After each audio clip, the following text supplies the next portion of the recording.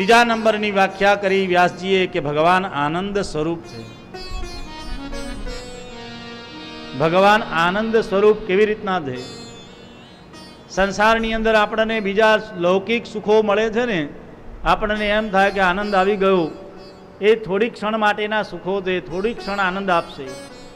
પણ સદા આનંદમાં રહેવું હોય તો પરમાત્માનું શરણ ગ્રહણ કરીએ તો આનંદમાં રહીએ, કારણ કે પરમાત્મા આનંદ સ્વરૂપ છે. ભગવાન કૃષ્ણનો જન્મ શ્રાવણ અષ્ટમીના વદ અષ્ટમીના થયો. જન્માષ્ટમીનો આપણે ભગવાન કૃષ્ણનો મહોત્સવ મનાવીએ ખૂબ ધામધૂમપૂર્વક. ભાગવત સપ્તાહ હોય ત્યાં પણ ચોથા દિવસે આપણે કૃષ્ણ જન્મોત્સવ ઉજવીએ.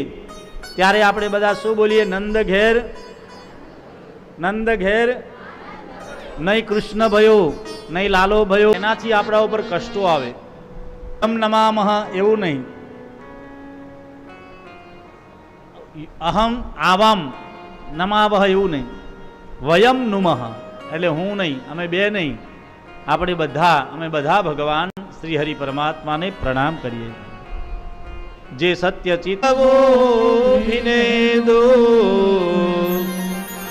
તમ સર્વભૂત હૃદયમ મુનિમાનતો.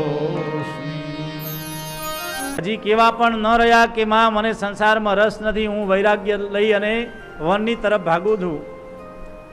પણ જ્યાં માં રાડ પાડે ત્યાં તો ભાગવા લાગ્યા મુઠ્ઠીવાળી.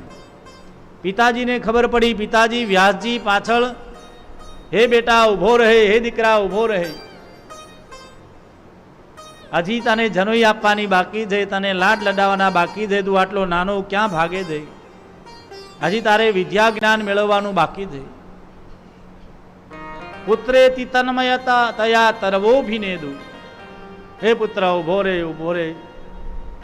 પુત્રમાં આસક્ત વ્યાસજી પાછળ ઉભા પાછળ દોડતા રાડો પાડે છે, પણ સુખદેવજી મુઠ્ઠી વાળીને દોડ્યા કરે છે, ઉભા રહેતા નથી.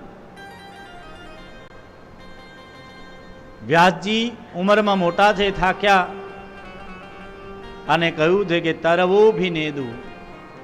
એમના પ્રત્યુત્તરમાં વૃક્ષોએ જવાબ આપ્યો છે. વૃક્ષો બોલ્યા. આપણને એમ વિચાર આવે વૃક્ષો બોલે ખરા, પણ વૃક્ષો બોલે છે. વૃક્ષો શું બોલે છે? ગમે એટલી ગરમી પડે, કેટલો તડકો પડે, વરસાદ પડે, ઠંડી પડે, પણ એક ધાર્યા ઊભા રહે અને એમની ઉપર તડકો ઠંડી સહન કરી અને જે ફળ આવે એ કોને આપે? જગતને આપે. એ પોતે ખાતા. તરુવર સરુવર સંત જન ચોથા વર્ષે મેઘ, સકલ જગત કે કારણે ચારો ધરિયા દે. વૃક્ષ પોતાના ફળ ક્યારે ખાતા નથી. પરોપકારાય વહંતી નદ્યઃ. ભગવતી ગંગાજી અહીંથી વહે તે બધાનું કલ્યાણ કરે. પરોપકારાય ફલંતી વૃક્ષાહ.